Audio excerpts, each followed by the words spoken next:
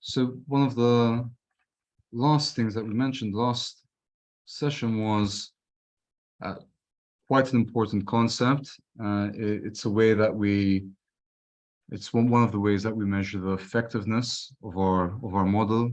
When we say effectiveness in this context, we're looking at a predictive model. So that's your supervised learning, where we're using one or more predictor variables. Those would be our x's to derive our output value, our yi's. And I'm referring to the mean squared error. I can't get this to zoom in for whatever reason. Don't ask me why. And okay, here we go. Mean squared error is this formula. I think it's probably a good idea to actually type it out. So we're in my Word file right now. Let's just go to the heading, mean squared error, and we're abbreviating it to MSE. And when do we calculate the mean squared error? What are the different inputs that it takes? Well, it needs the number of observables. It needs the number of data subjects.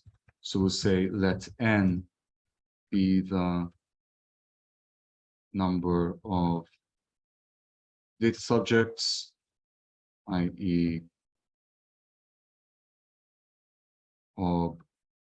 observables. Let yi be the, we'll just call it the output variable. There's a better word, but it escapes me.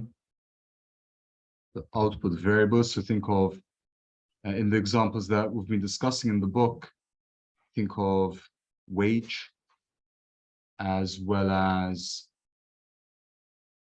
sales volumes in the marketing example, where it was a company advertising using 3 different media types, TV, radio, and I guess online advertising. So let yi be the output variable of each observable I. So I is going to run from 1 to n. And f hat is the, well, it's the model, isn't it? F hat is the model. And we're going to take f hat of xi. F hat of xi is the estimate for each observable I.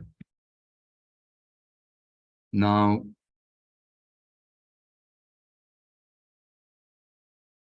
we need a measure. We need would like to quantify the discrepancy between actual and expected. Actual is the, well, self-explanatory, isn't it? The actual output. So for the time being, we're working on the training data, but then in practice, you would want to take observables that haven't actually been used in the training. We might do some of this today, perhaps in Excel, or even in our studio, but probably it's best to start from Excel. Now, the formula is, you're going to take the difference between each actual quantity and expected quantity. So it's this difference. Now, for the simple reason that sometimes your yi is above your f hat of xi, and sometimes it's the other way around. You don't want some of the differences to be negative and others positive, because those might zeroize each other. You might get a an MSE which is incredibly close to zero in this way, only to find out that the errors might be significant, but they happen to be in both directions, so they would simply zeroize each other. So to avoid any of that, you could use the absolute value. If anyone's thinking of the absolute value, that would be a valid way of doing it.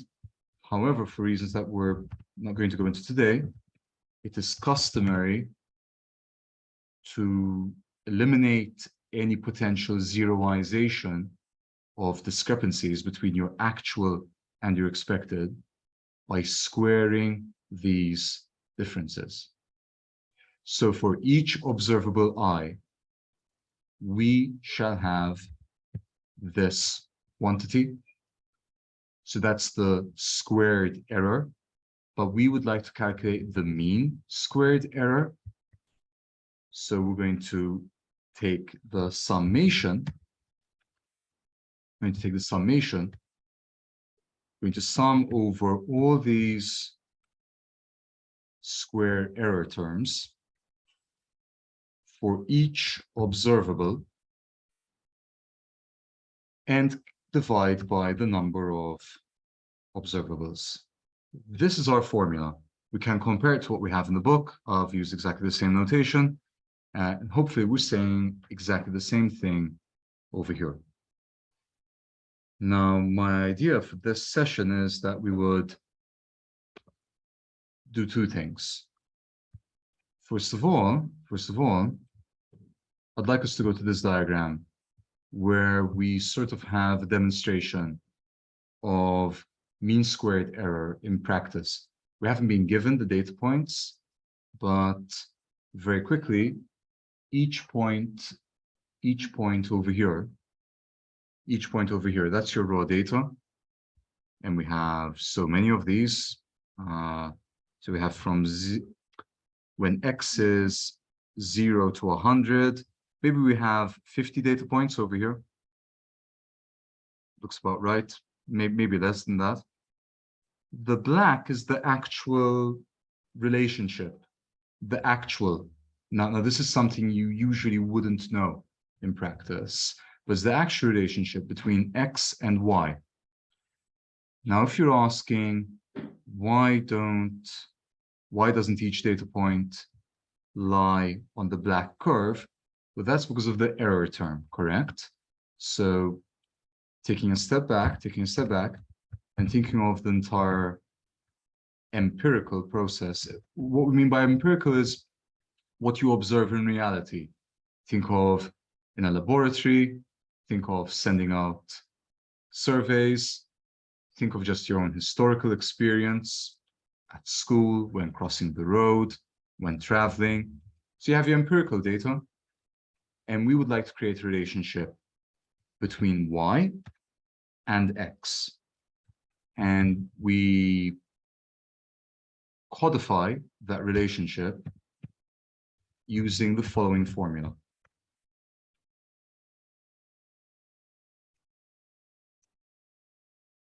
Y, that's your output variable. So for each observable, this is a, we could, if you like, we could write it as a, we could just remind each other of the equivalence. Let's see. So we'll use that arrow. And if you find this helpful, Y is made up of these entries.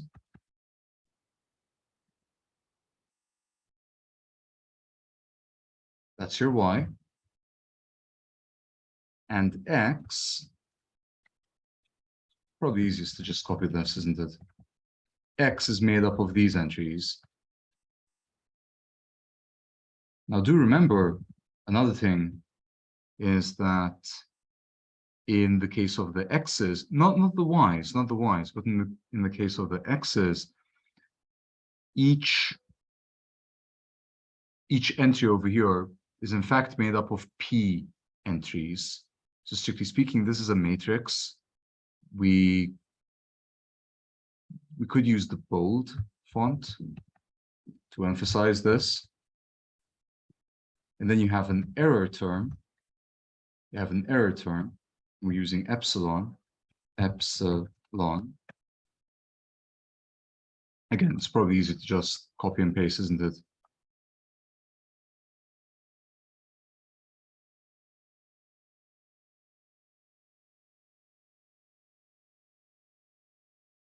And epsilon. And what do we know about epsilon?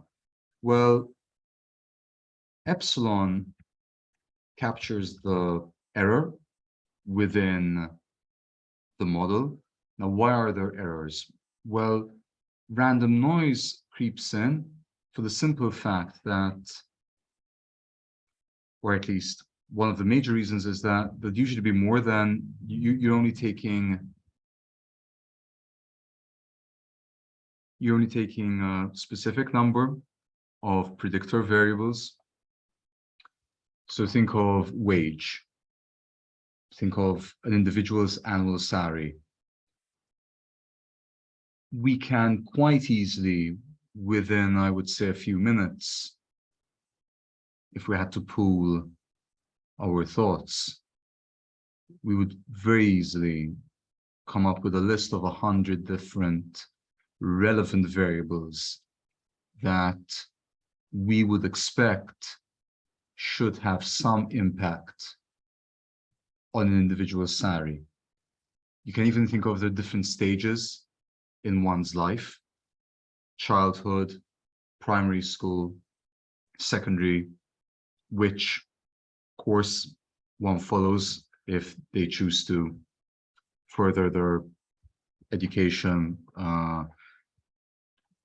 at university or at polytechnic or similar. Our model, you don't want it to have more variables than necessary. So as long as your model is operating within an acceptable margin of error, then if you think of the price that you pay to collect that data, there comes a point where you have enough input variables to sufficiently describe and forecast the output that you're interested in for 90% of situations, like 90% of individuals. So the epsilon is the error term, and it needs to have a mean of 0. And we'll try doing this in Excel. Epsilon represents the error term and should have a mean of 0.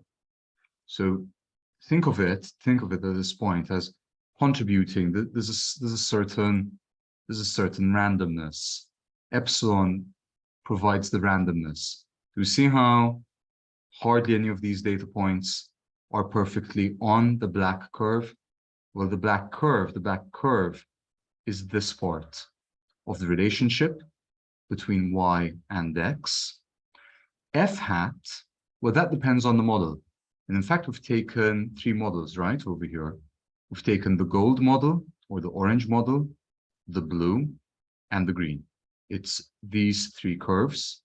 And we're trying to find the curve that captures the relationship between x and y.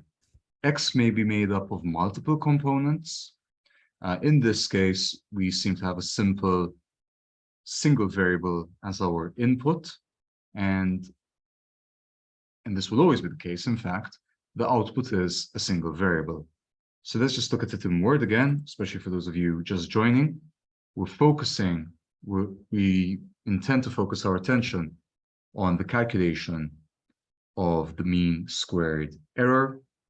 Mean squared error comes after you have designed your model, and it attempts to quantify the model's effectiveness at predicting the variable of interest. The variable of interest is y, and it is a function of this x. That x for each observation might be a single characteristic.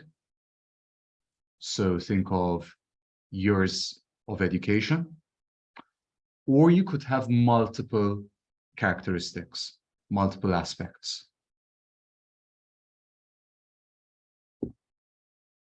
Let's have a look at this in Excel.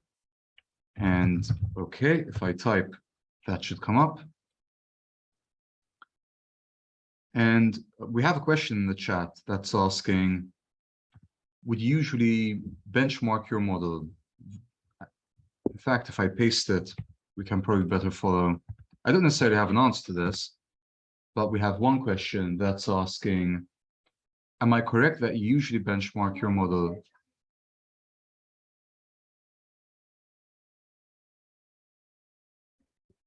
Am I correct that you usually benchmark your model versus another and compare the mean squared error of both and see which one is best? Well, exactly right. If you only have one model, then you're really working, there isn't much to compare against. And in class, when we say benchmark, that's what we mean when I say compare. Yes, in fact, what is the book doing? The book is looking at 3 models, and it's calculating mean squared error twice for each model. And why twice? It's doing it once for the training data. So we have the training mean squared error, that's the gray curve. And we also have the test mean squared error. Now you would normally want to use the test mean squared error. What do we mean by test? We mean using data that hasn't been incorporated in the model, that the fitting of the orange curve or the green or the blue has not considered this data. Right. So I know I keep on switching back and forth. In fact, why don't we come up with a cubic relationship? Let's play God, just like the authors are doing. And let's just come up with a cubic relationship. And I might use Desmos for this.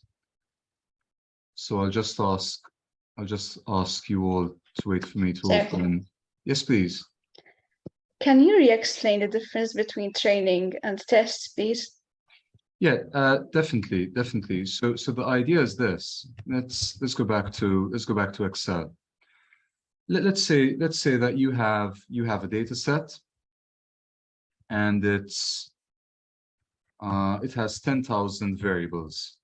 It has 10,000 variables, and so this would be the observation from 1 to 10,000. And then we will have characteristics. So why don't we stick to the wage data?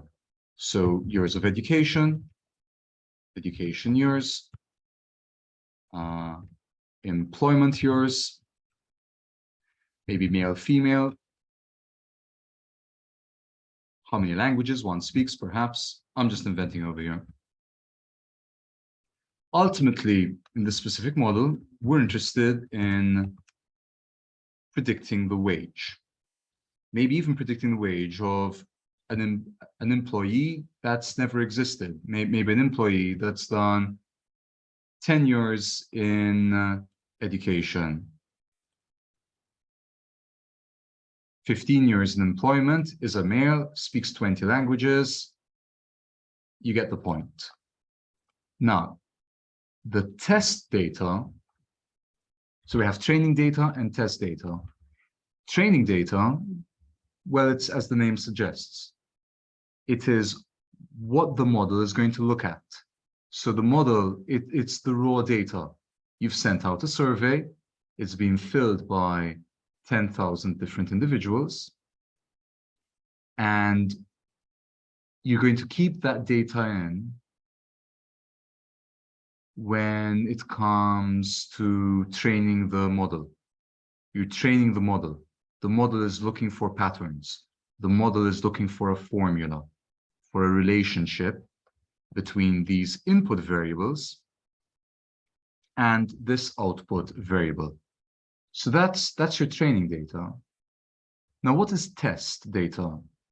Well, test data is any data that follows the same structure.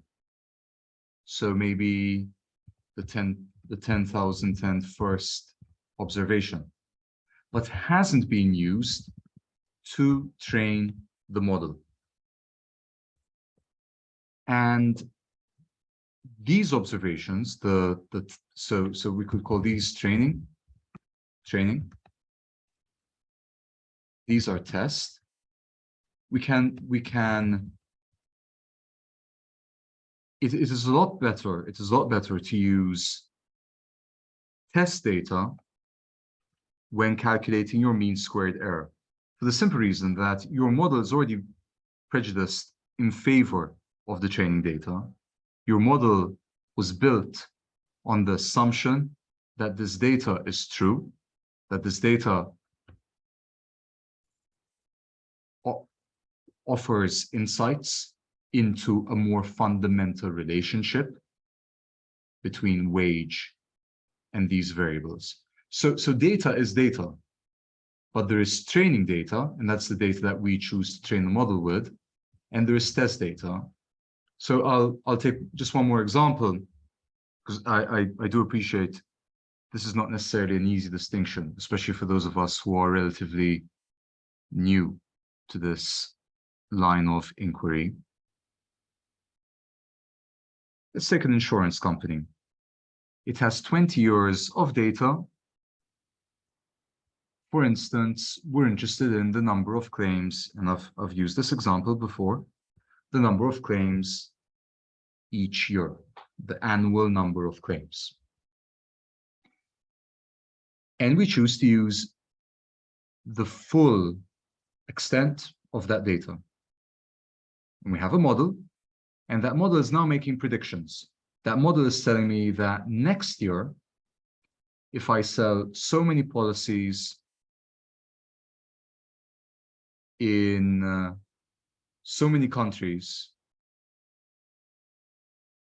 in a certain ratio, 10% Germany, 20% Spain, then I should expect, now this is the model, I should expect that next year, given the features of the company's business plan, it's planning on selling so many policies in so many countries along a certain split, 10% in this country, 20% in the other. Once next year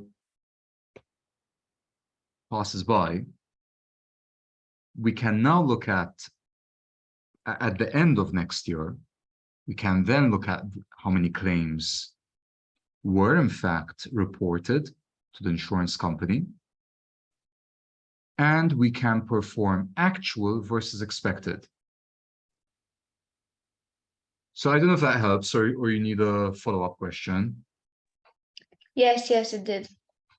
Thank you. Okay, very good. So we're in Excel.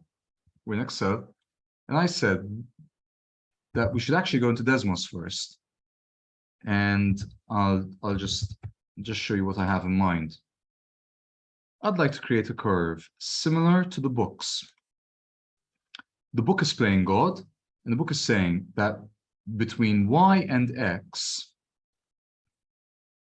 ignoring random noise, ignoring epsilon for the time being, that we have this relationship. I don't think it should be too difficult, right, to create something similar to this in Desmos. Well, first of all, they're taking from 0 to 100 and from around 0 to 12. So we're going to work in this region. And then they have a curve that passes. There's definitely an easy way of doing it, but I think I'm just going to brute force it.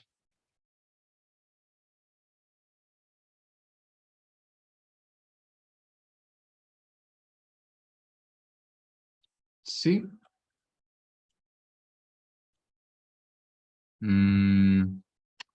Now, what do I need? I need it to open up like this.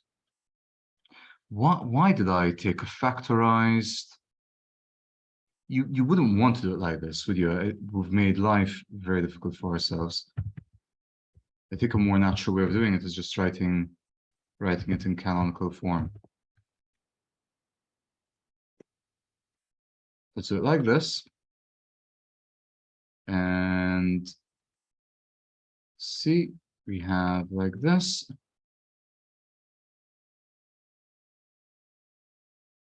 So,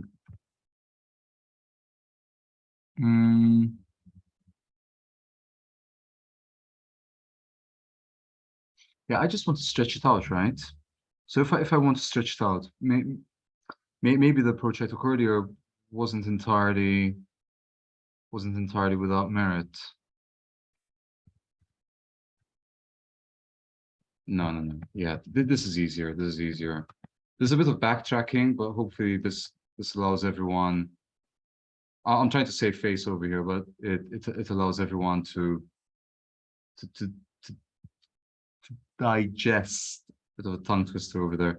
To digest what we're saying. So let's see. I want to stretch it out. So yeah, exactly. I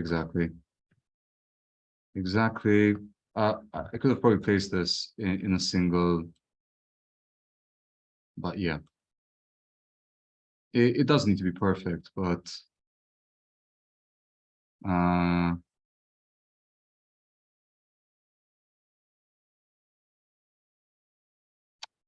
definitely an easier way of doing it. I could have maybe taken 3 points. If you have 3 points, or maybe 4 points, that's enough to fit an exact cubic. So I'm going to abandon this and let's take x squared plus x cubed plus x squared plus x plus 1. And what I want is, I want to stretch it out. So if I want to stretch it out, maybe I should have taken. That's getting kind of stuck, aren't I, over here? If I want a cubic that does something like this, but over 100, surely all I need to do is take these sufficiently, because once we have this cubic, we can then use it in Excel, and we'll add some random noise, and we'll actually get the data points. And class, I keep on saying class, force of habit. Let's see. So I would like maybe fit a cubic polynomial to the following data. And is there a calculator that does this?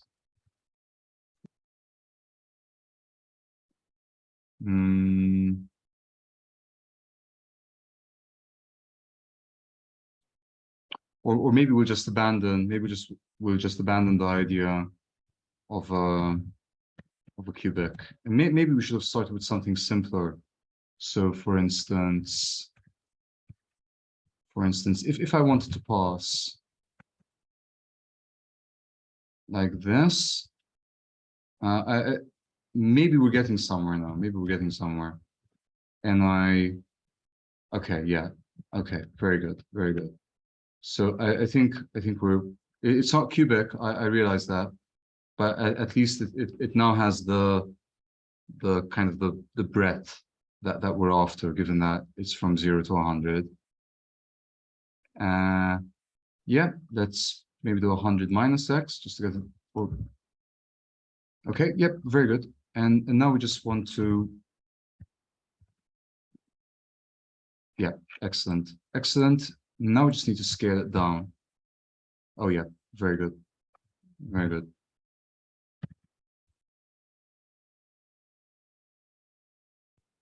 And we said we'll only take,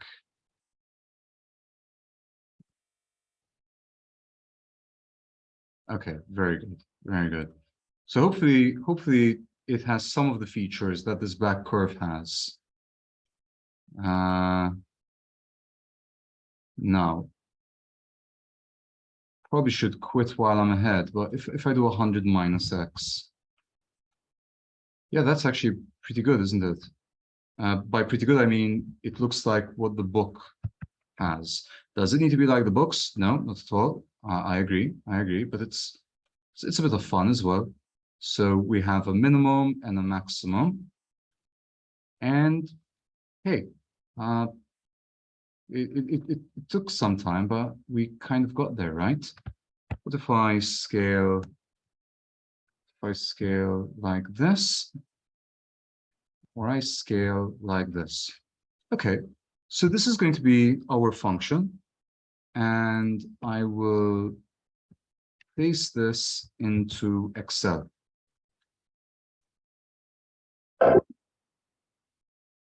Paste this into Excel. We're going to type it.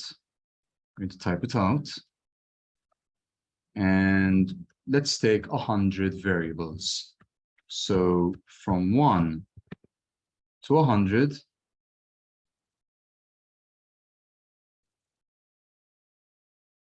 from 1 to 100, and the formula is, let's enlarge.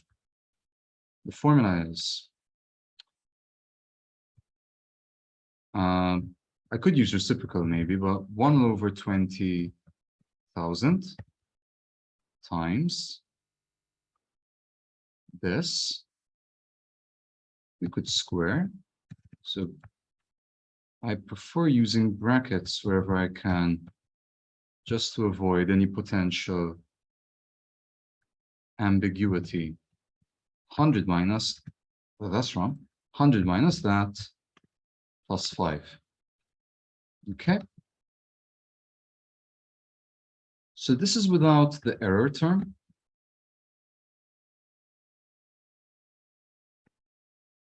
This is without the error term.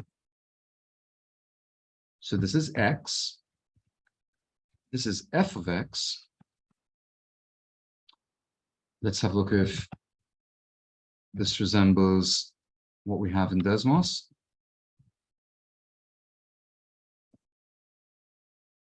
And it does, right? So that seems fine. Could place a chart if you like, but we don't really need that for the time being.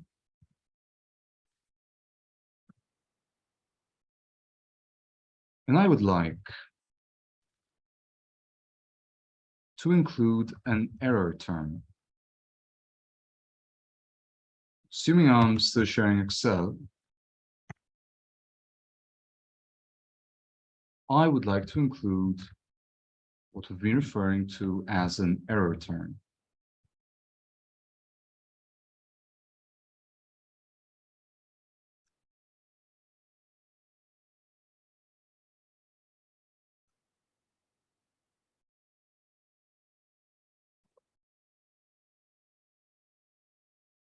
Okay, so how are we going to get this error term?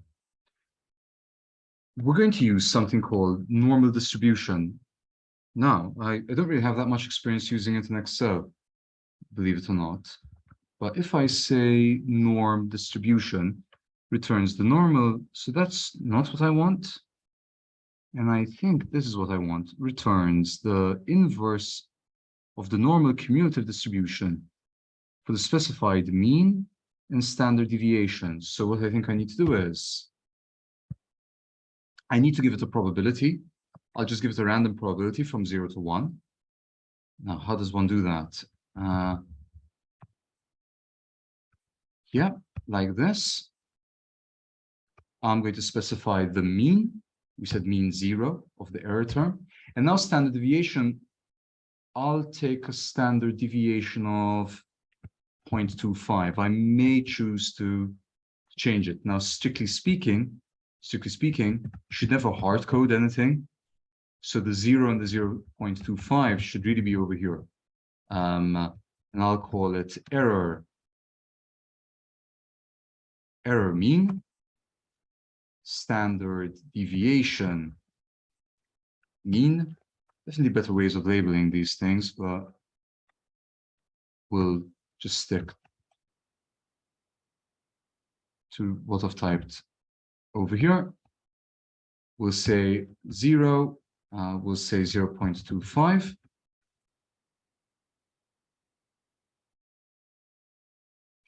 By the way, I don't know if you've ever seen this, but you can actually, it's the different font. In a second. I want Calibri Light and 12. It's the difference in font between this. But if I specifically said Calibri Light, I don't like it when I have different fonts in my workbook. Do you know that you can give cells names in Excel? It's actually very similar to what we're going to do in R.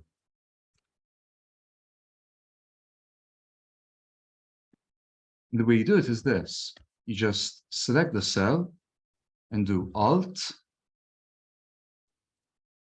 M for formulas, M for define name, and D for define name. So error mean, I'm going to do the same thing, Alt, M, M, D, standard deviation mean. And now I can tell Excel,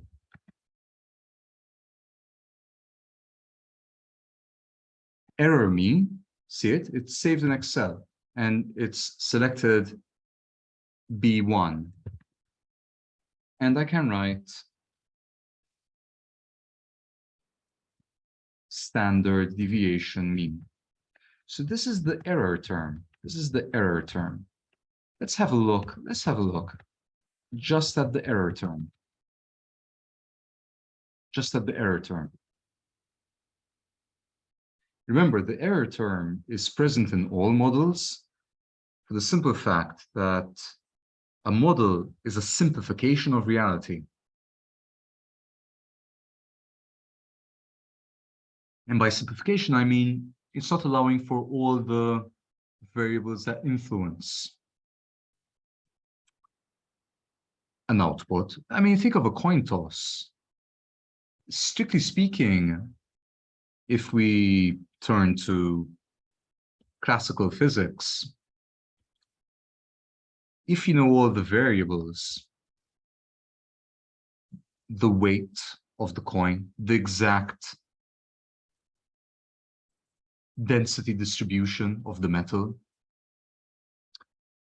the humidity, other environmental factors, the angle, how high it is from the tabletop that it's eventually going to land on. Strictly speaking, that's not a random event, is it? There comes a point where, at least theoretically, we could, to a good degree of accuracy, and the thing about a coin is it's heads or tails. So if the accuracy is slightly off, you might get a significantly different result, right? I mean, think of if you're betting all your net worth on a coin toss. So all of a sudden that coin toss is, I don't know, you're betting the family house. That coin toss is now you win $500,000 or you lose $500,000. Getting it wrong means not getting it wrong. The $500,000 was actually 400K, but the $500,000 is now negative $500,000. But strictly speaking, if you knew all the variables, then you've removed the element of randomness, haven't you? So this is what we mean by this error term. The error term is an element of humility. The model is recognizing that, I wouldn't go so far as say by definition, but practically by definition, it is limited. It's not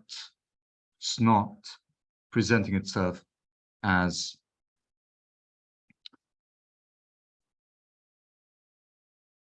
picking up all the patterns and relationships in reality.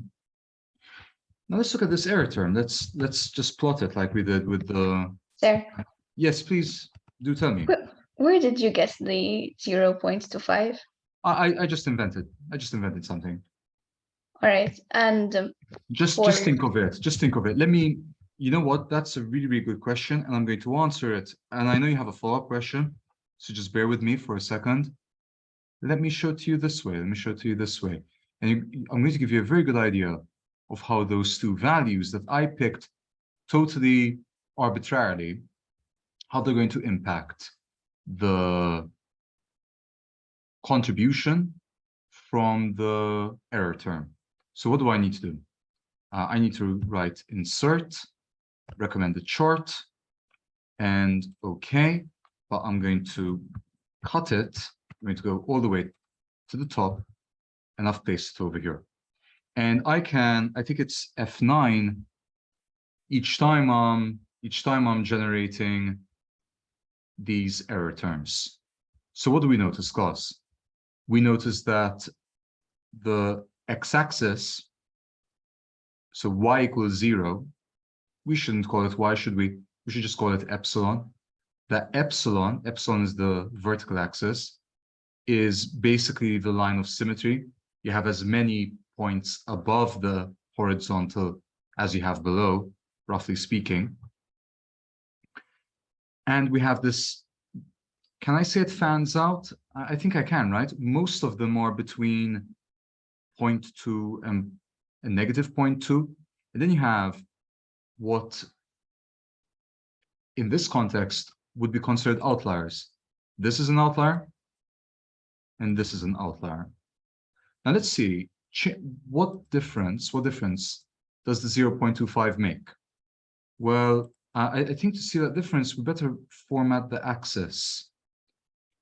Why am I doing this? It's so that it doesn't move each time. So let's do it like this. This is going to increase the variability. So from 0.25, I took 1, the variability has increased. The variability has increased further. And of course, the opposite direction applies as well. Now, to the naked eye, they are all on the x-axis. It is to 2 decimal places at any rate, it is a 0 error term. You want, this is intuitively, it must be the case. You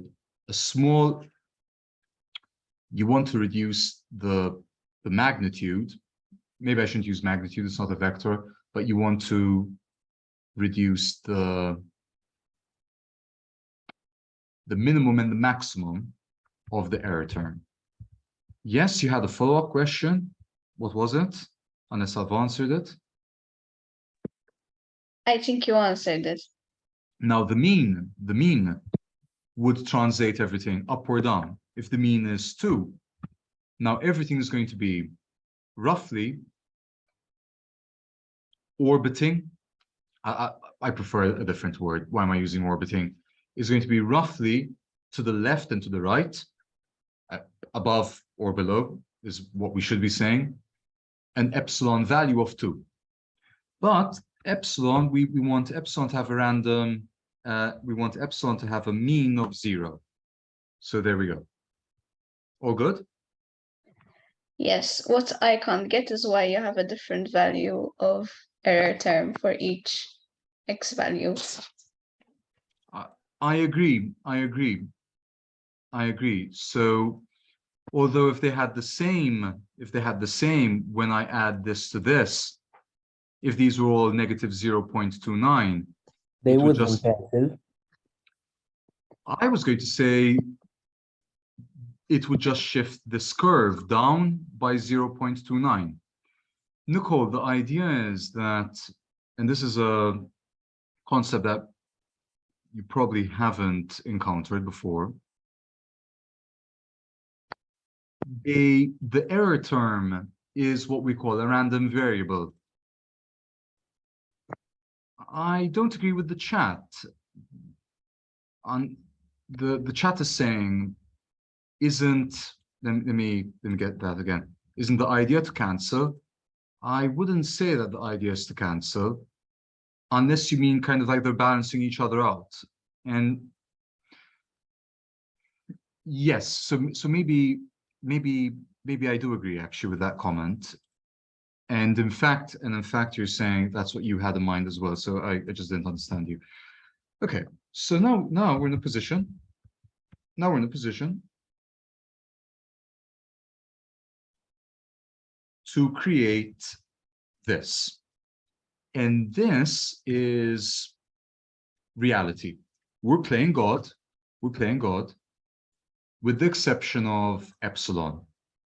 But even as God, even as an omnipotent creature, we could say we know F, and we know for a fact that only allowing for these predictor variables means a mean of 0 and a standard deviation of 0.25. So let's paste it downwards. And what I'll probably do is I'll now copy and I'll paste numerically. Otherwise, Excel will keep on randomizing each time I perform a calculation. In fact, it's already randomized. As soon as I paste it, it's already randomized once. Okay. Now we can plot. Now we can plot.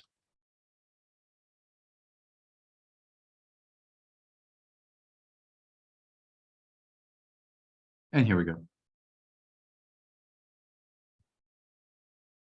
Unless we take a larger error term, let's take 0 point whatever, 0.75.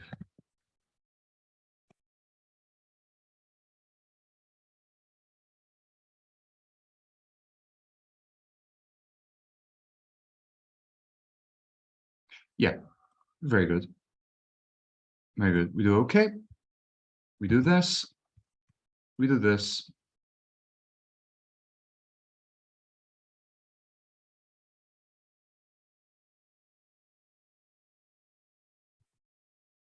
And we do this. So this is our data. This is now our data. What data is it exactly? Well, it works on, it's based on two terms. It's based on f of x. That's as much as we know using one or more input variables. You could think of it as one input variable over here. 0, 20, 40, 60, 80, 100, 120 if necessary. And our output. The epsilon captures the limitation of the model, the limitation that arises from not allowing for every potential predictor variable, every potential attribute that has an influence on the variable, on the output. Right. Now, so that is our raw data. That is our raw data. Now we want to fit a model. We want to fit a model. But remember, we don't know, when it comes to fitting the model, we don't actually know this relationship. You need to think of this process in exactly the reverse. You will collect this data. You will send questionnaires out. And let's say that, for example, the horizontal is age. And you ask individuals, you ask 20-year-olds, you ask individuals in their 40s and their 50s. Let's see, what's something that might make sense? Hours of sleep, not really, right? But think of something that's going to peak. For example, number of hours a week watching a specific program. And it seems extremely popular with the 60-year-olds and the 70-year-olds. Now we want a relationship. We want to create a model. And we have three models over here. We have a linear model. We have the green model, which maybe is the most fitted. And then we have something smoother in the blue model. Okay, now let me have a think about it. Best thing is to go into our studio and try and get this data, although I'm not entirely sure how I would do that. There is a way that you can read an Excel file. So if I open a new Excel file and I paste this data, and let's just give it a name. Let's just call it raw data.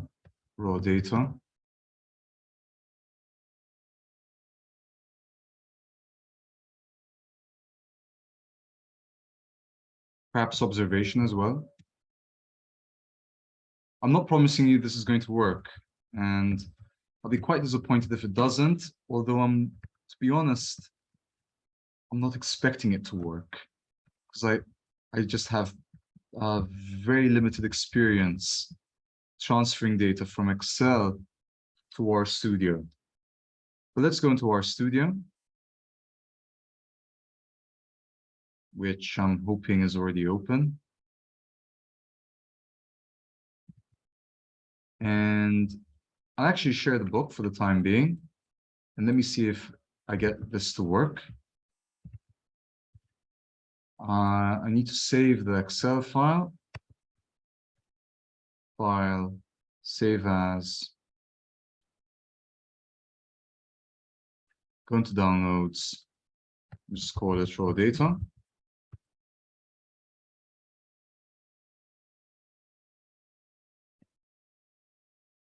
And there's a package called, so I need to library. No, not open SSL. Let's see if I find it over here. XLSX. Uh-oh. No package.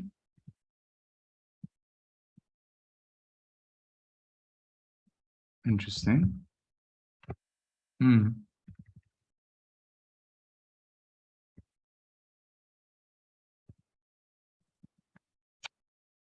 Give me a second, please. Let me, actually, you can see what I'm doing. Just going to go into the browser and search this.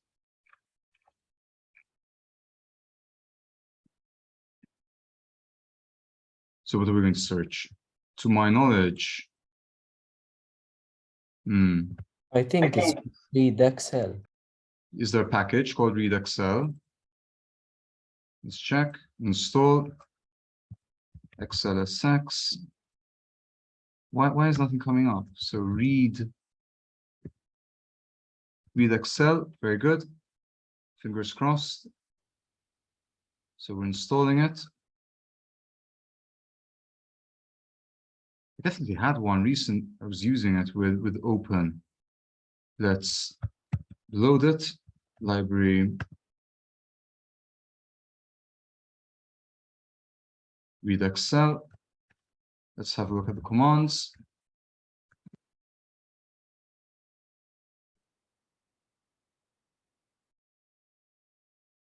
import Excel files into R, supports XLS and XLSX.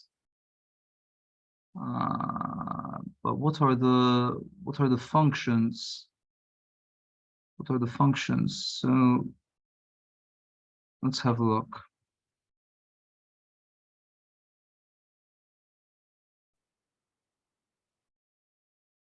But do I need the tidyverse?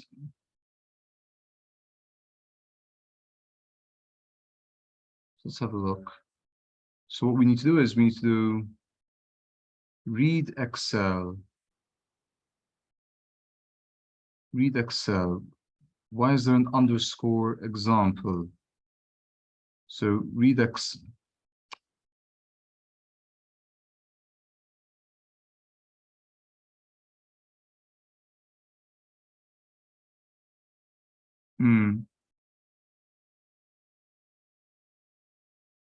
Get path.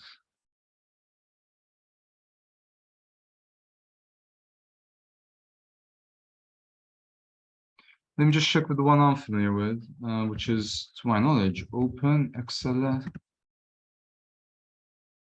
Yeah.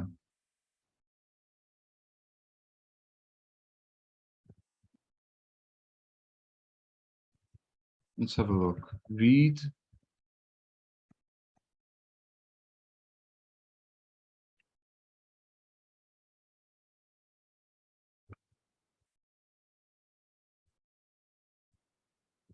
So why don't I have this package? Why didn't it come up when I searched?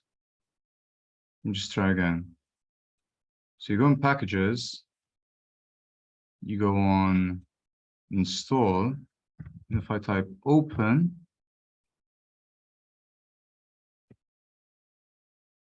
okay, here we go. Install. Then we have,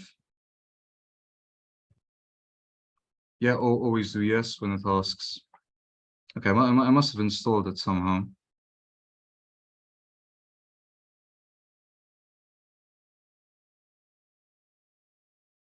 It's not done yet. You'll know it's done once this red icon, I think that's stop, that's to manually terminate a script.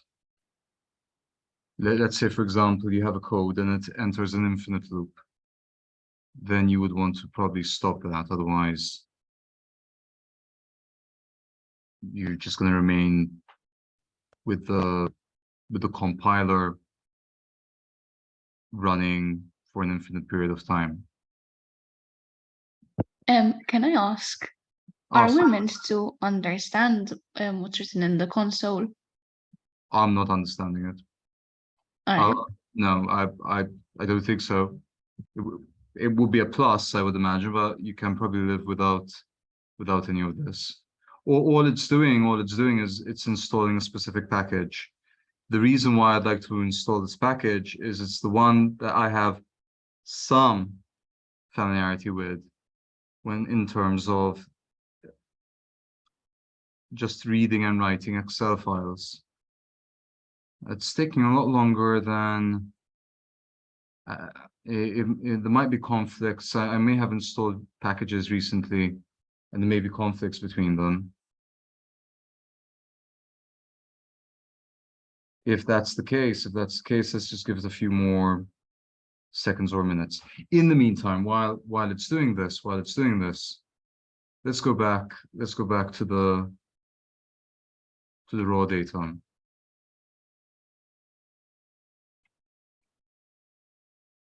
So this is your actual data. So this is yi. This is yi. This is your actual data. And imagine that, let's go into Desmos. Imagine that your model is a linear one and creates, let's see. What if I say 1/20x plus 5 or plus 7. Let's say that this is our model. It's not necessarily doing a very good job. After all, the relationship appears to be cubic, and we're using a linear f hat.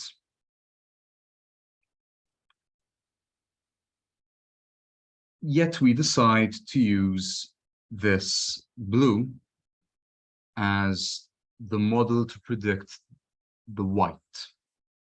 So let's go into Excel. And now we're going to have our f hat of xi.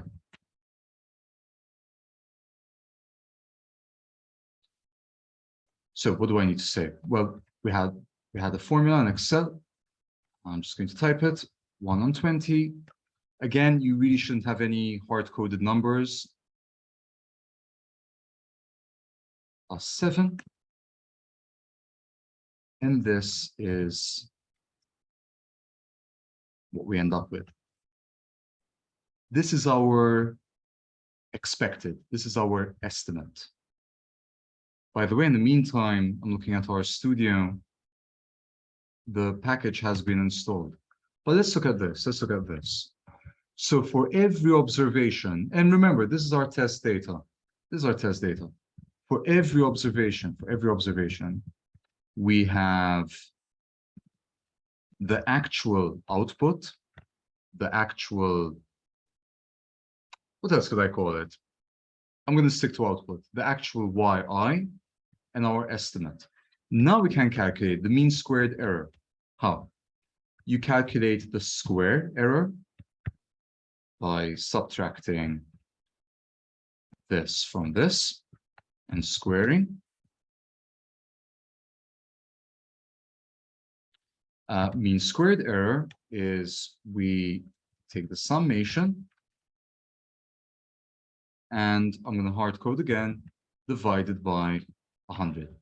So for this specific model, the mean squared error is 5.14. Let's keep in mind what this is. What we're saying is that on average, if you had to take the summation is 513.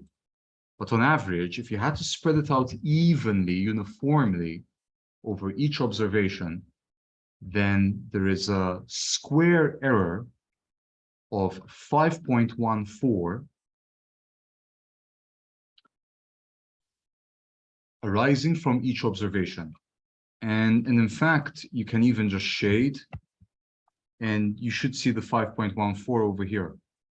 Oh, just an Excel tip, something I only discovered very recently. If you click it, it copies the number, which is sometimes very useful. So if I just go here and do Control V, it's that number that we had earlier.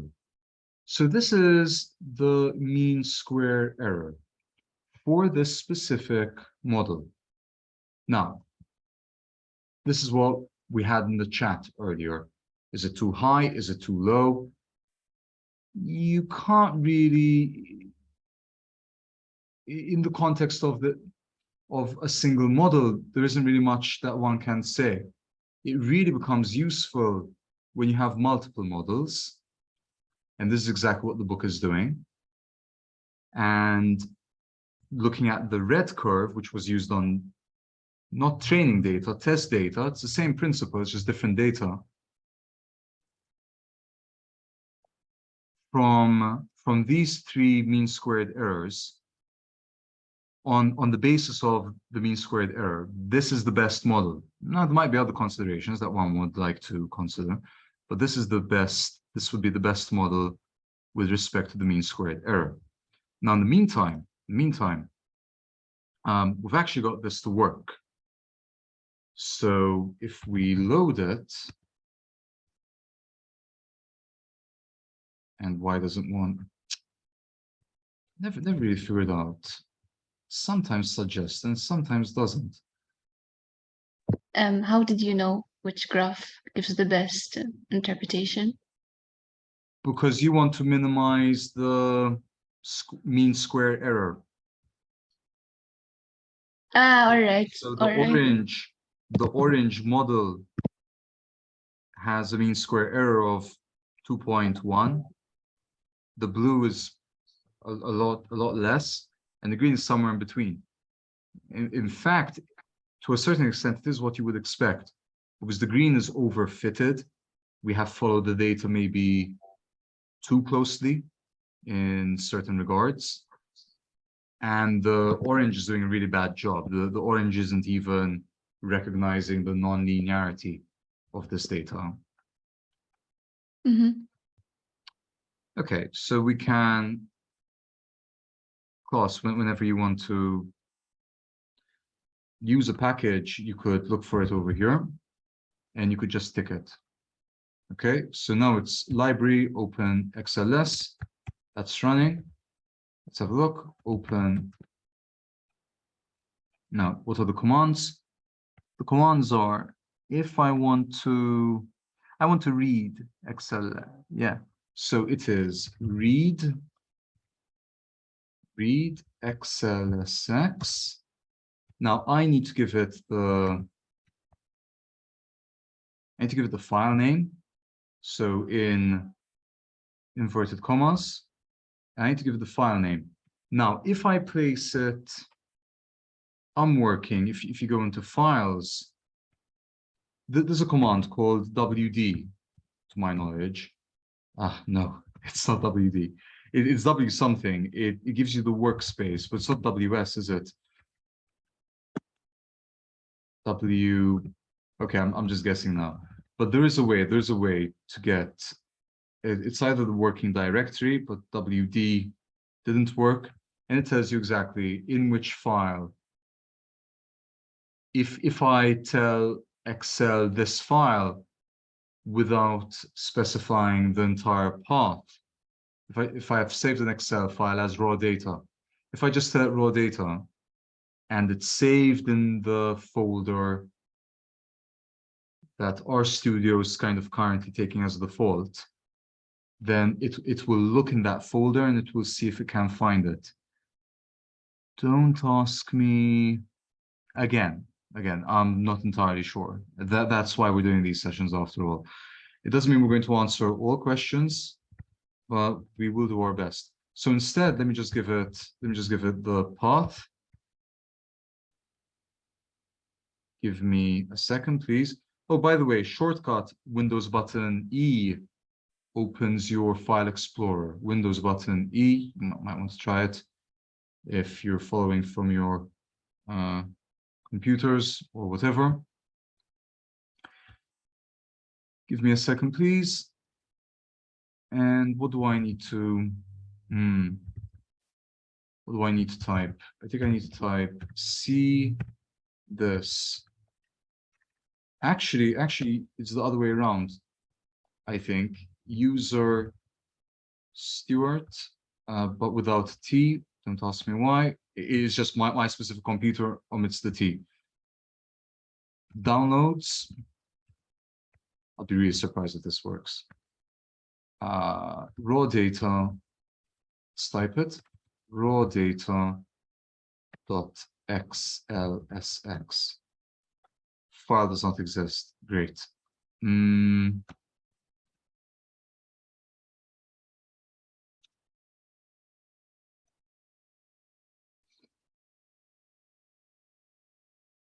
me just double check. Downloads.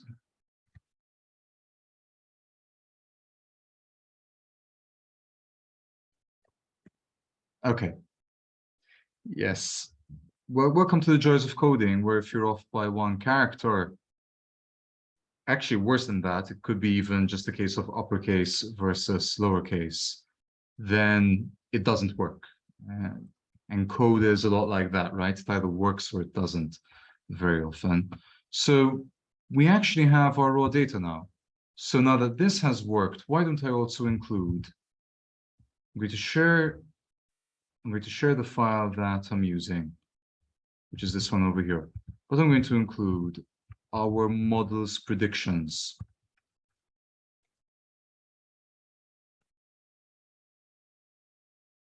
And we'll call this expected.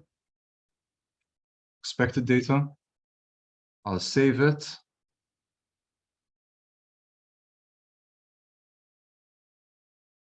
Okay. Surprised it took so long to save it. We'll do it again. And fantastic. We now have these entries. In fact, we could save it as a data set. So we could call it, for example, empirical data, or just empirical. Meaning, whenever I call empirical now, so for example, I could do head empirical. We now have the first, however many, but by default, it's 6 rows. I could only look at 2 rows. You could do summary of the data. And this will apply your sort of your O-level statistics to it, to each column individually. So what is it telling us? But this is a bit meaningless, right? Because it's taken observation as sort of a field. I could have probably, in fact, I might do that right now. Apparently, we can delete this. We don't need it. We'll save. Notice I don't need to close the workbook. Beg your pardon. Okay, everything seems fine. We'll empirical like this and like this. So the summary function is extremely convenient to quickly get an idea of the shape of the data in each covariate. What do I mean by covariate?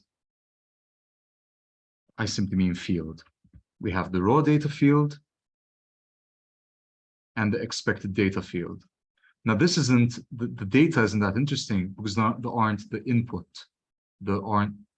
Yeah, so maybe I should have kept the input variables because those X's were variables, weren't they? I just so happened to take from 1 to 100. Never mind. Let's stick to this now. And we would like to calculate the mean squared error. So let's tidy it up a little bit.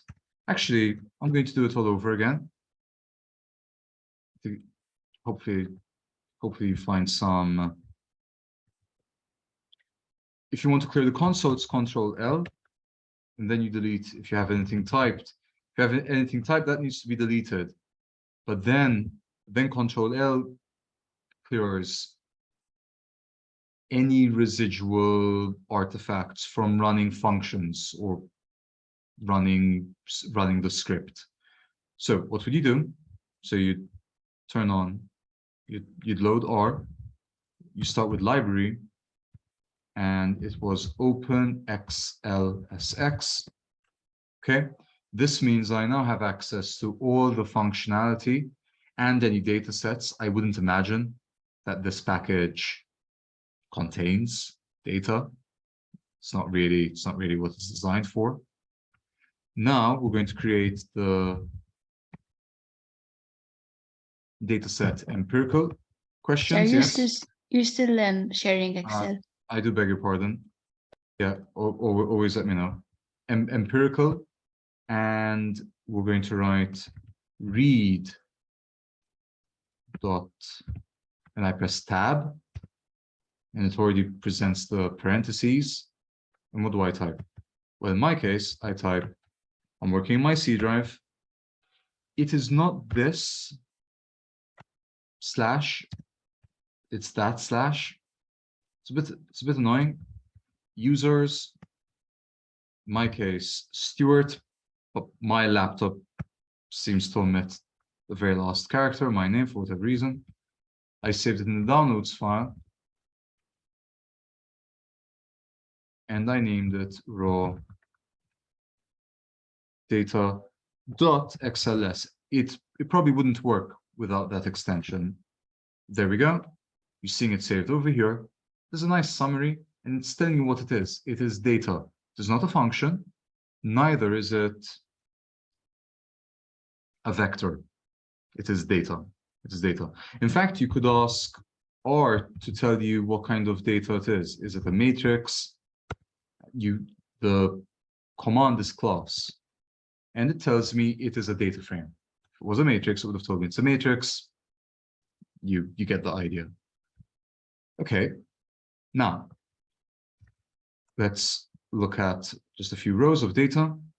Head empirical. There we go.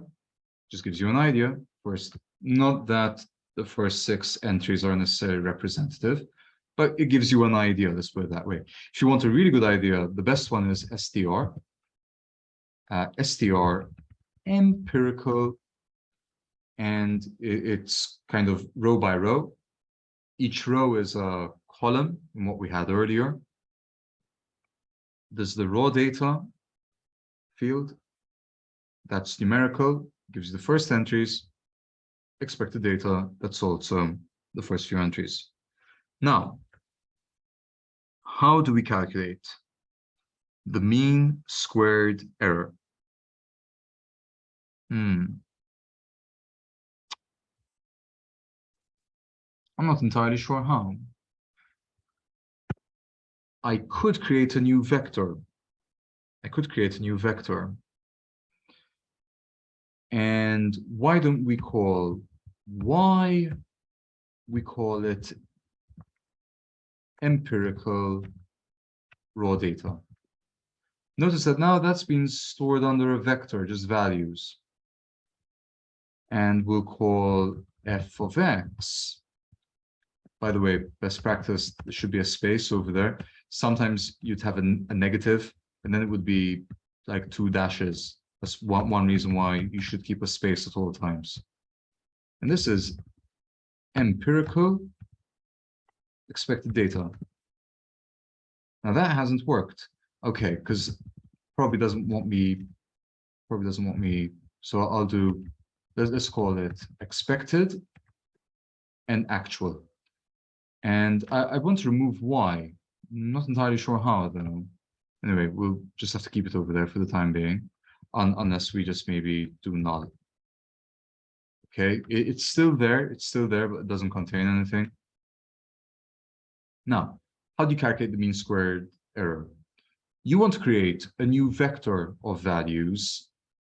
I'm referring to these values over here. The 8.85, the 7.50, the 11.05, etc., etc. And I think it's the great thing about R. It's an extreme natural way of doing this. You just do expected minus actual. Let's see if it works. I'd actually be surprised if it doesn't. It's one of those cases where I'm pretty convinced this should work. And it's worked. Do you recognize these? Interesting. 22.789. Didn't we have 8.85? They don't seem to line up for some reason. So I've done expected minus actual. So the 4 minus the 8. And why is it 22? So actually something seems to have gone wrong over here. Although I'm not entirely sure. What if I did expected minus expected? Surely we get zeros now. So that seems fine. That seems fine. And yet when I do this, we get 22.785. We'll get to the bottom of it. Not entirely sure what's wrong over there. If you think you've spotted why we're not getting the numbers I was expecting, do let me know, please. Now let's create the mean squared error. And you know what? Let me first just do it as a calculation. And I think we'll take this opportunity to show how to define functions in RStudio. Yes, what do you think? I was going to ask what's the purpose of empirical? That's our data set, isn't it? The empirical is just the name I've given to my data. This is what we have. This is what we had in Excel. We have the raw data, which was that cubic curve, and we have the expected data, which is based on the linear curve. Do you agree till there? Yes, yes. It's just what we have in Excel. It's just what we have in Excel. It is these two columns, the actual and the expected. Mm-hmm. We've Alright. placed it in R now. If we want to manipulate the data using R, the very first thing is that you need to load the data into R. And that's over here. By the way, there's this really convenient thing. I think if you double click, it actually shows it to you. You can actually look at it kind of like an Excel format this way. It opens a new tab. All I've done is I've just clicked, Yes. all I've done is I've just clicked empirical. Does that answer your question? Yes, thank you. Okay, very good, very good. Although I'm still slightly concerned with this 22.785. Anyway, now how do you calculate the mean squared error? Well, now I just need to sum each value in this vector. So I do sum of SE, which is that number, and I need to divide by 1,000, and I'll show by 100. I'll show how to avoid this hard coding, which is 86.23, which is a bit disappointing, isn't it? Because we needed to match this 5.14. So that would mean that something has gone wrong. I'm not entirely sure what has gone wrong. I've done the empirical raw data minus the empirical expected data. Let's look at a single value. Let's do EXP, which is just the expected data. And you could say 1. That means the first entry. And then we do minus actual, the first entry. And then we square. And that is 22.78. So why didn't we match? Did I paste the wrong thing into Excel earlier? I pasted this. And yeah, I pasted the square error. So sorry about that. This is what I was meant to have in the second column. Let's save it.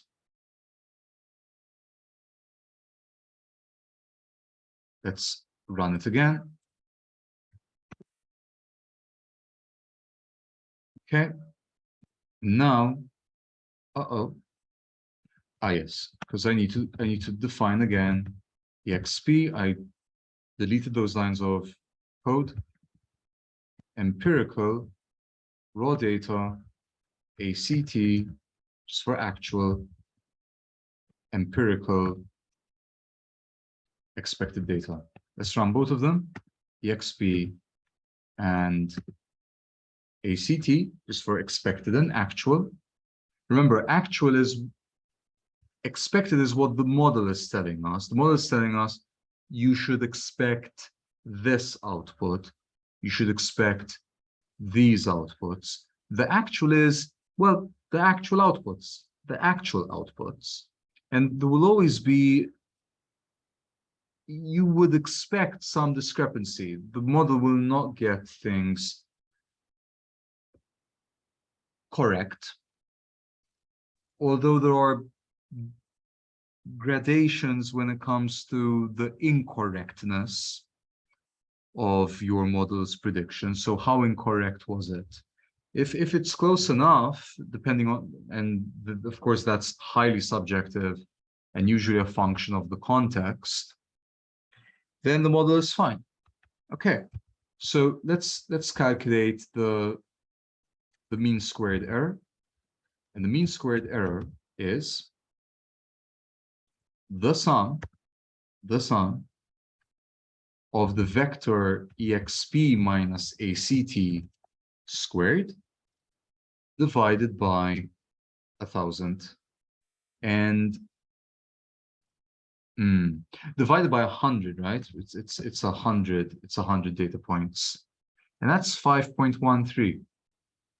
So hopefully, having first done it in Excel and now in R, we are perhaps in a better position to follow what's going on here. Now, how could I avoid hard coding the 100? I could say the length, and length means the number of entries. The length of, for example, the exp vector. That's just going to be 100. This is going to be 100. But of course, if I change it, if maybe next time around I have 1,000 data points, I don't need to change the code. It would still give me the correct mean squared error of 5.13.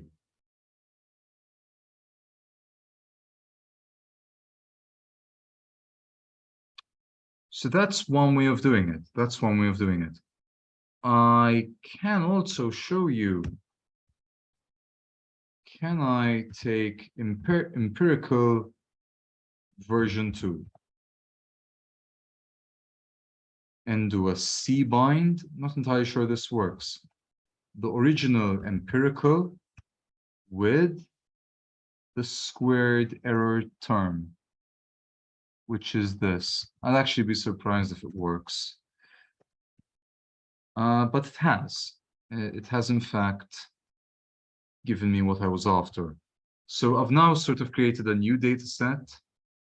It has the same 2 columns, the same 2 fields as the first data set, but it's now included a second data set. And that's where it's calculating the square error for each observation. Okay. You could also ask, what was the worst square error? You could do max. Take this vector. This vector contains, maybe I should just show you the vector. See? It's all these, although why don't we round and do 2 decimal? So these are your square errors. These are your square errors. The actual output minus the predicted output, all squared. The square error, probably the previous page. The square error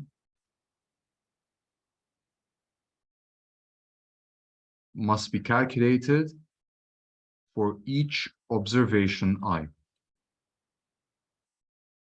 For each observation I. How is it calculated? You know exactly how it's calculated. Okay, very good. Yes, I'm seeing the chats. Thank you for messaging. And if I want to see the worst square error, it's just the maximum of this. So the worst square error is 46.1.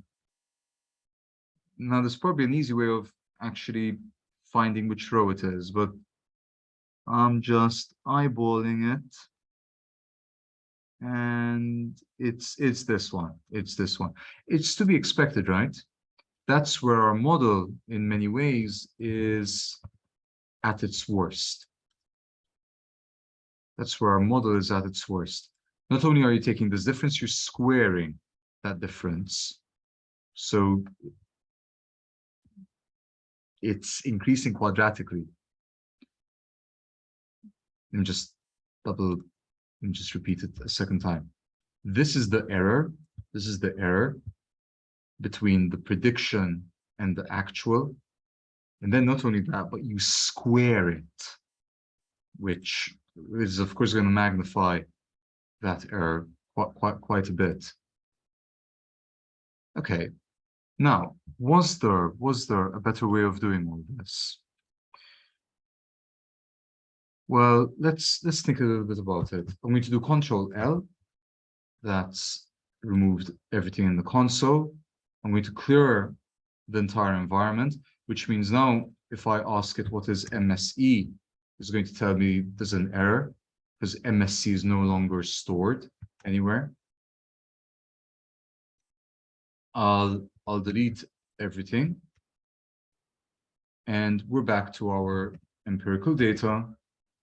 Say head empirical, just to get an idea of what we have. Or I think probably we could argue STR does give you perhaps more insight. Well, not really, actually. It gives you a lot of the same. Probably summary gives you the most insight. So STR of empirical, these two fields, there are 100 observations. Each observation has two variables, and we have our raw data and our expected data. What we're leaving out from this data set is the actual input variables.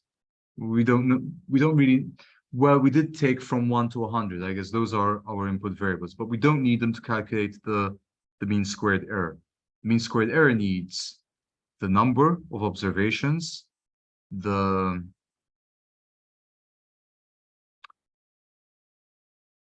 actual output, and the predicted output. Predicted output, what is doing the predicting? Our model. And I just like to remind you, we took this model. It had to be linear. What do I mean by had to be linear?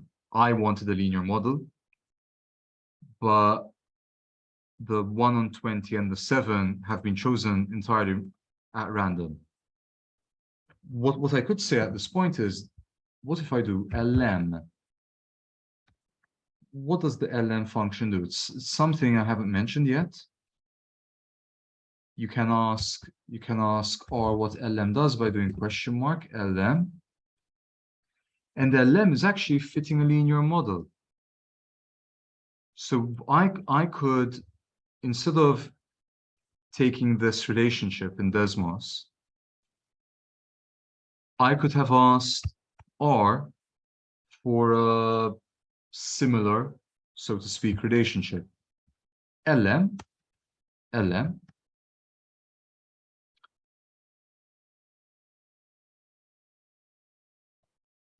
But we need the inputs, don't we? We need the inputs.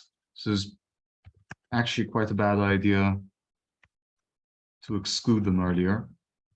So let's call them our xi's from 1 to 100.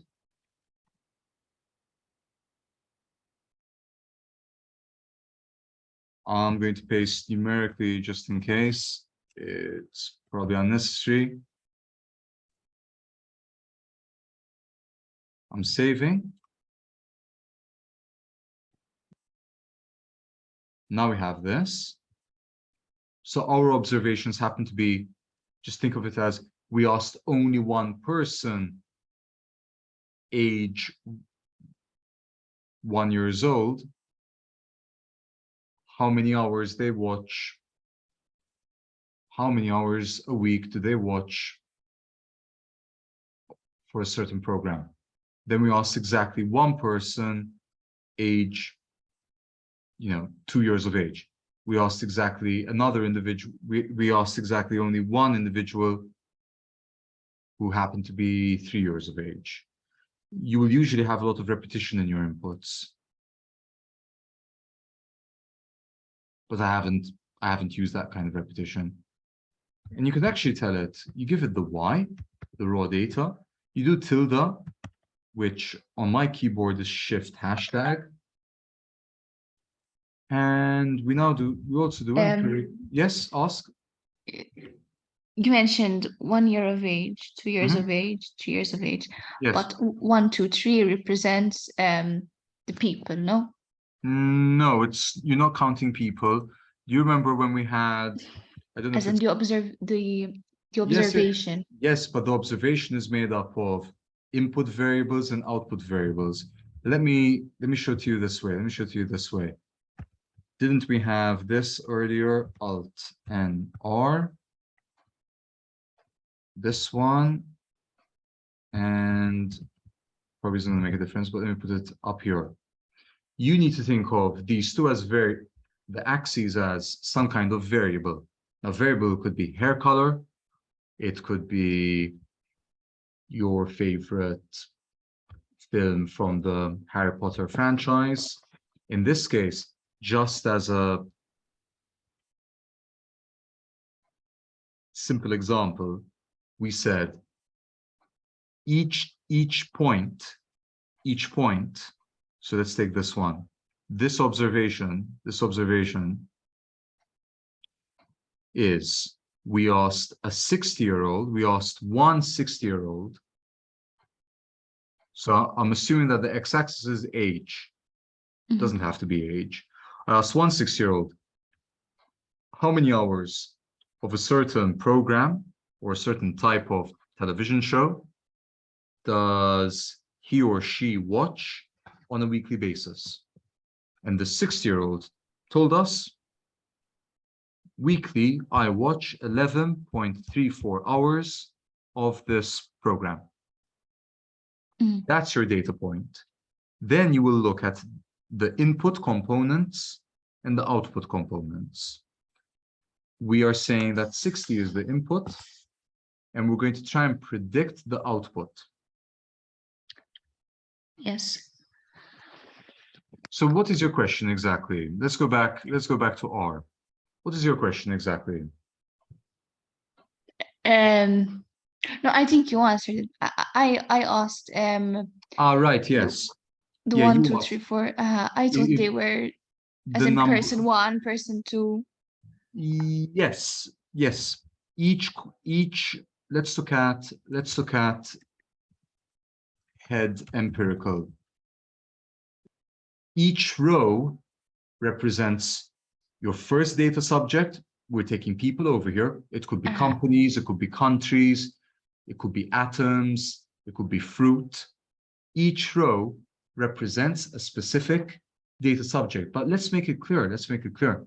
You could be, I don't know, at an old people's home, for example, and a lot of the data subjects will all have the same age. Mhm. So you could have maybe 40 rows of data where person number 50 is age 67, person number 51 is also age 67, person number 52 is also age 67. What might be different, and it might be the same as well, what might be different is how many hours they watch of a specific television show on a weekly basis. All right. Yes. Oh, it's clear now. Very good. Very good. Keep them coming. Now what I'm saying, class, is that there's this function called lm in R. And if you do question mark lm, you get a description of what it does as one gets for any kind of function. And if we just read it, which is what we usually do in these sessions, lm is used to fit linear models, including multivariate ones. What does that mean? It means that you could have multiple input variables. We're only looking at age over here, but besides age, you could look at, for instance, the number of hours of free time, the number of hours of overtime that someone does. Who knows? Maybe the more overtime someone does, the less hours they do watching the specific program that we have in mind. And I'm going to say the y variable against the x variable, which is this. And if I do Control Enter, we have our least squares regression. I could enter this into Desmos. It's actually quite close to what I took originally. Let me show it to you. Y equals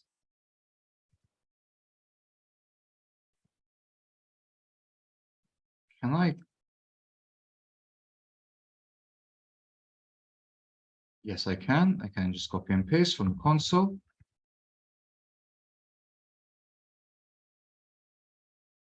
So I took this, whereas least squares regression gives you this linear relationship. It gives you the orange relationship. And that's all from RStudio. It's very straightforward. You just tell it LM, you give it the output variable, you're trying to predict the output variable, and it gives you the, excuse me, it doesn't, it's a bit early to be speaking of what it gives you. You need to give it the output variable and the input variable, or the input variables. In fact, the documentation very early on tells you including multivariate linear models. So if I remove the blue line, we now have something quite similar to what the book is doing. So the book is saying you have the simulated data based on this black curve, and one of the models is linear regression. This is what we've just done right now. There are two other models. We're not going to discuss them today. Sorry, what does the orange curve represent? So your data, and data is plural, but I'll use singular. Your data is. In fact, these one of dots. our lecturers mentioned this debate. I would imagine, yes. Yeah, I And would she imagine. says she thinks that data is plural. She uses the plural.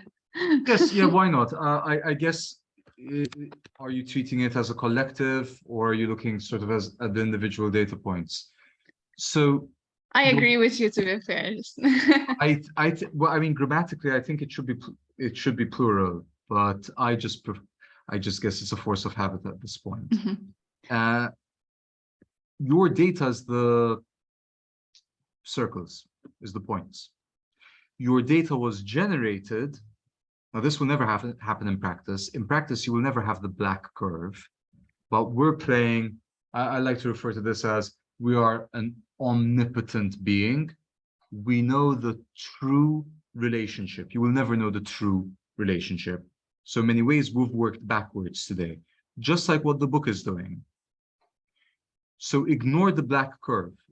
Pretend you're not omnipotent, neither am I. So ignore the black curve. The raw data is these circles, is these points. So to take a specific point as an example,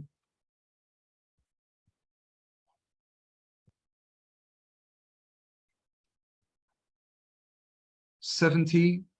And I think this is why there is the error element, because of the black curve, which is not accurate. Well done, well done.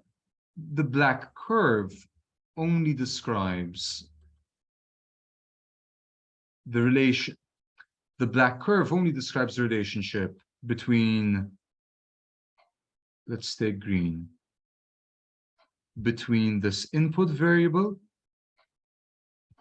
and the output variable, let's use pink, that we're trying to predict. Now, this is usually one of the fundamental limitations of any model. And I'm referring to you're not allowing for all the different factors that impact the output, that influence the output. Now, since we haven't allowed for all of them, there is going to be an error term. And the error term, that's our epsilon. And why not use color red, which is a bit appropriate. The error term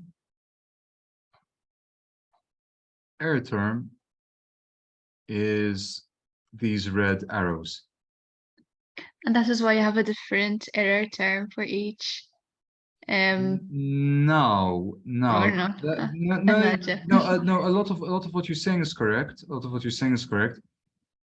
However, I think the best way to describe this is that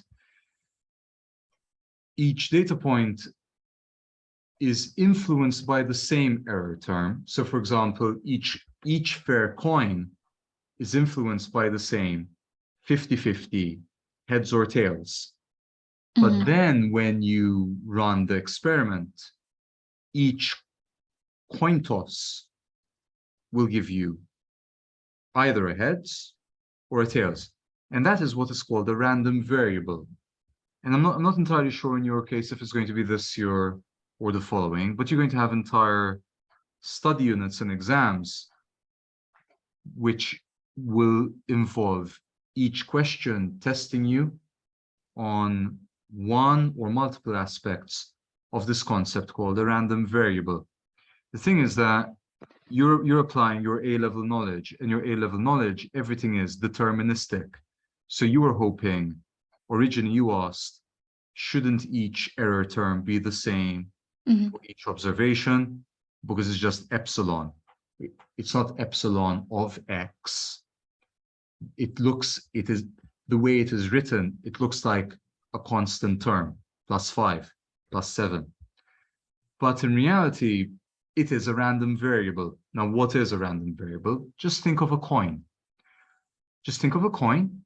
It might land heads, it might land tails, and there is a probability associated with each outcome.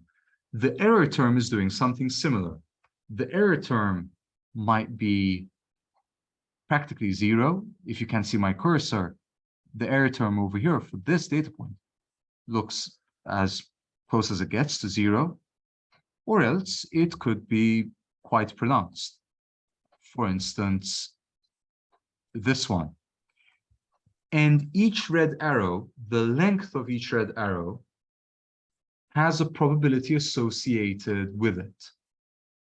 That's the information that the error term contains. So think of vectors.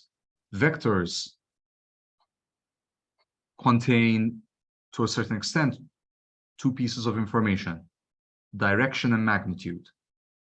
The error term contains sort of like two pieces of information, the possible outcomes, so heads, tails, the length of the arrow, which is numerical,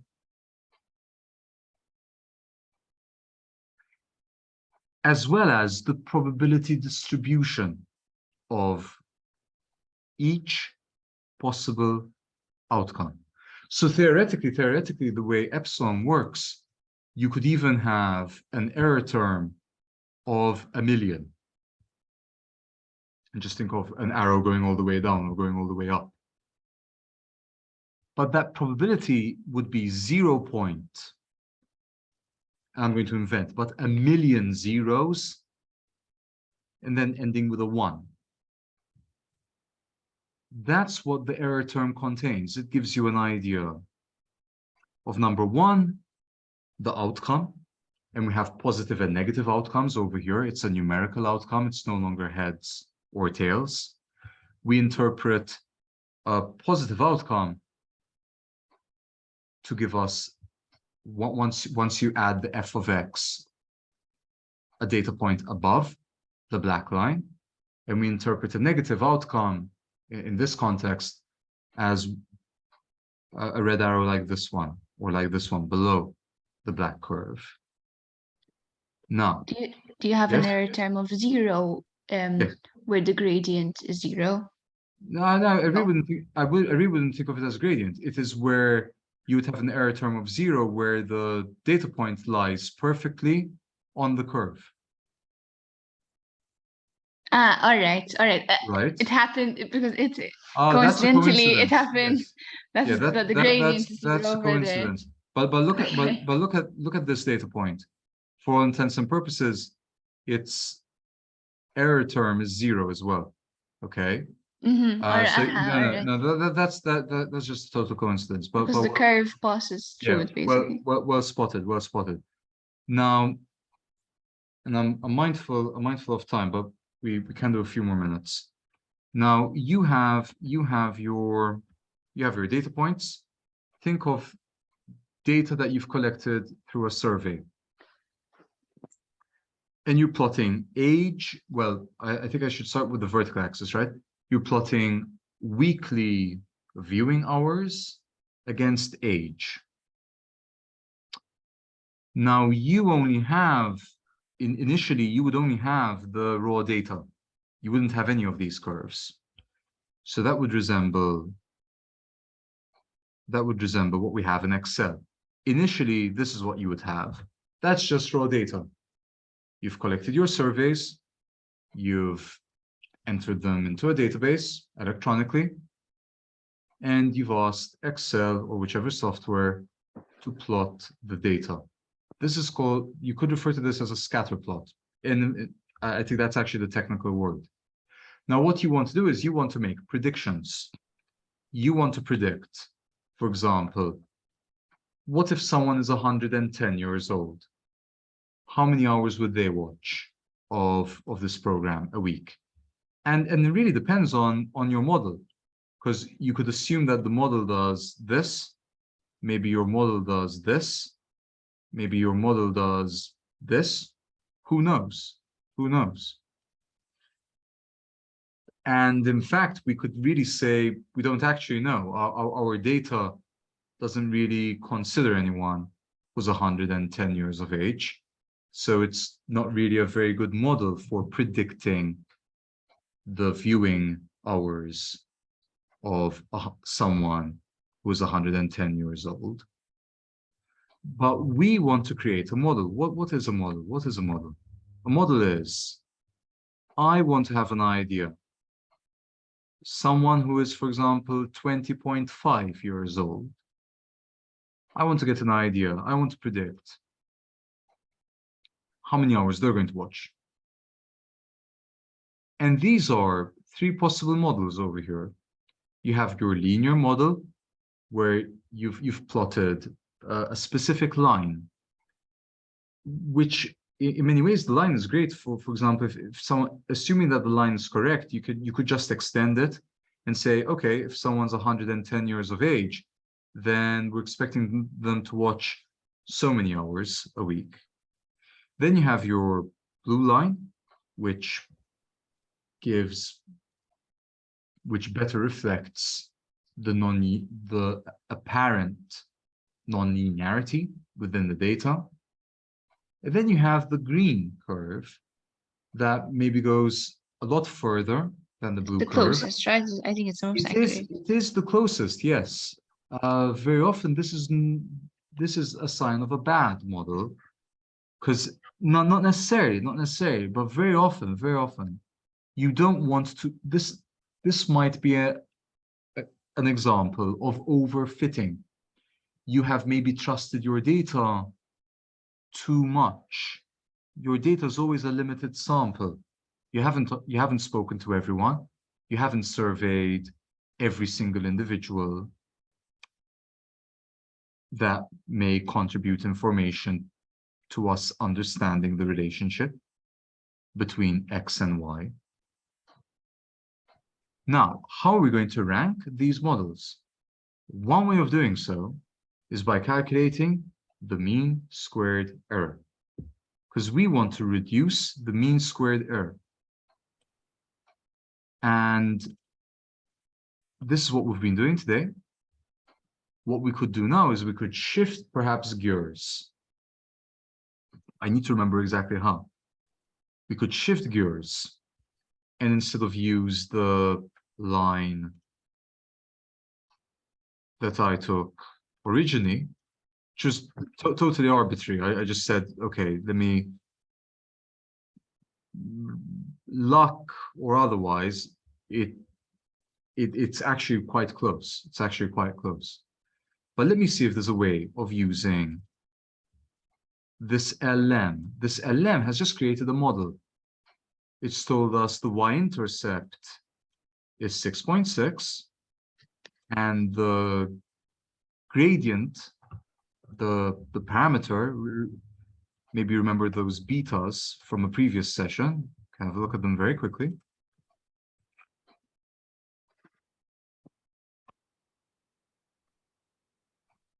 These betas, this is the intercept, and this is beta 1. And that's it. We're only using one covariate. One variable, right? Age. Yep, exactly. Exactly. Yep, exactly. We've taken it as age. Now, I think there's a way. What if I do predict and I type, and I just tell it, someone that's 110 years old. Now that hasn't worked because probably I need to specify the model. Let's see.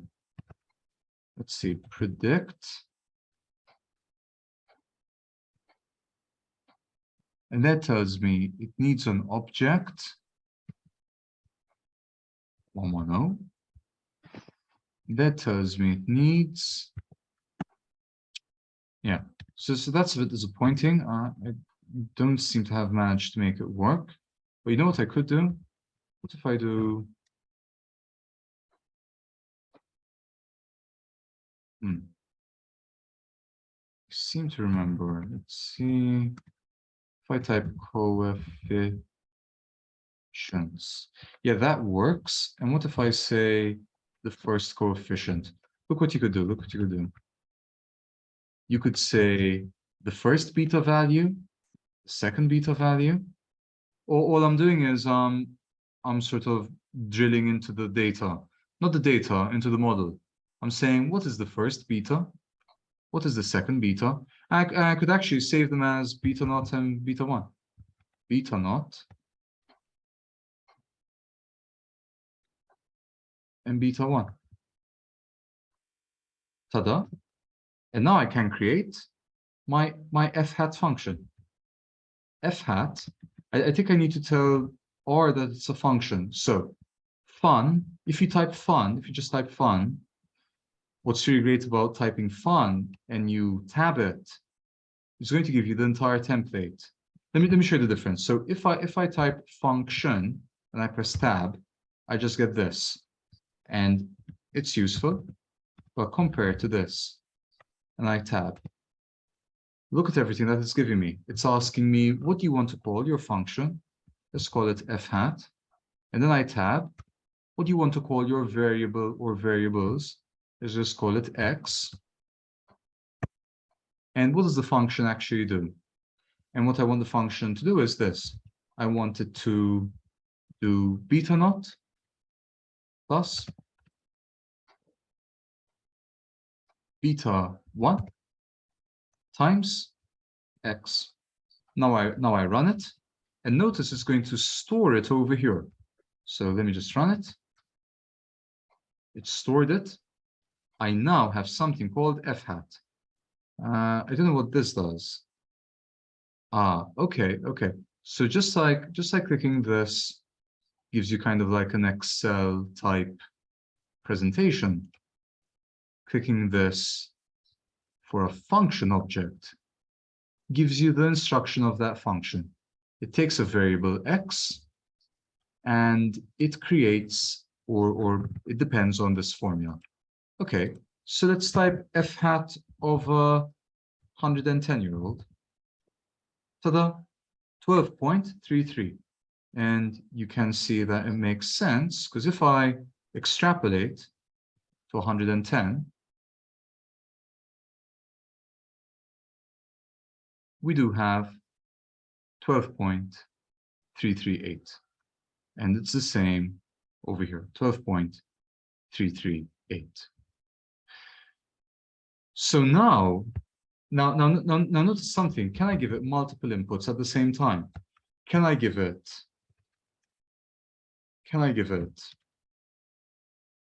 the vector 1 to 100?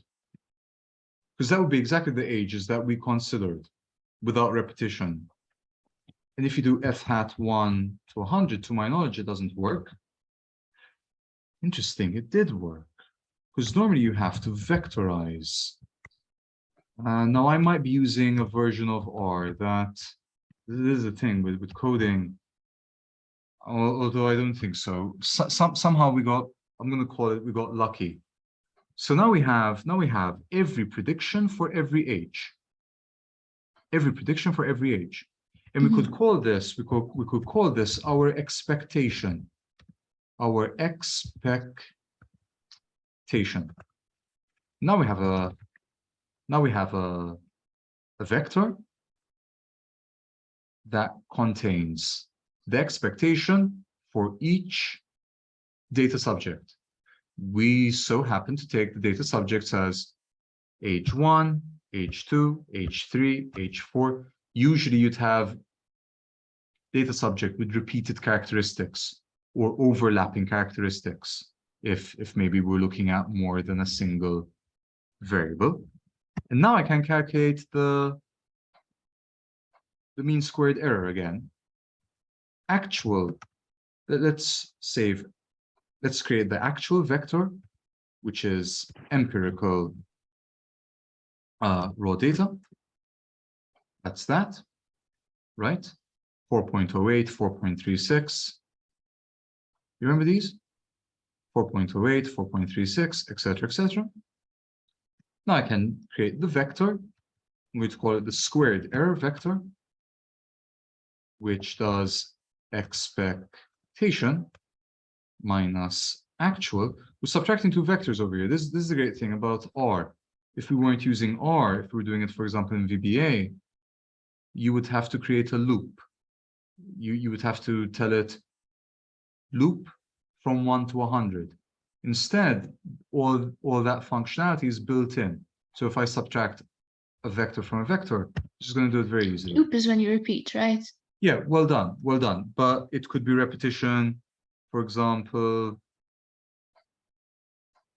like in table mode in our calculator. That's a loop.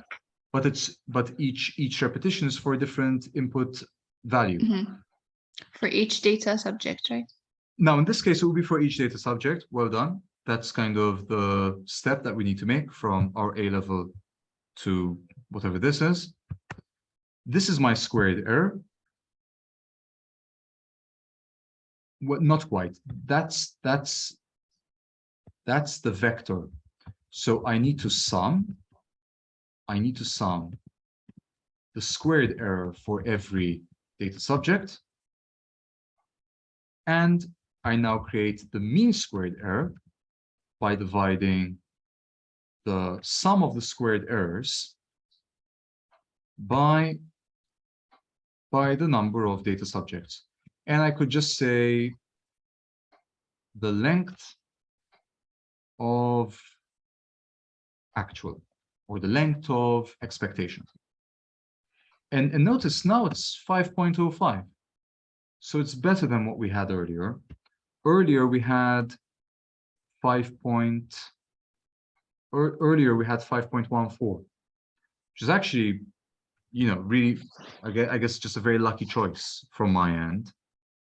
Now we have 5.05. In fact, the book goes on to say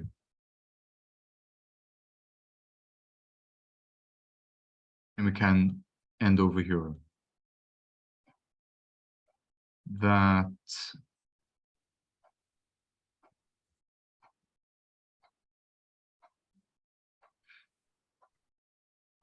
something about linear fitting, that by definition,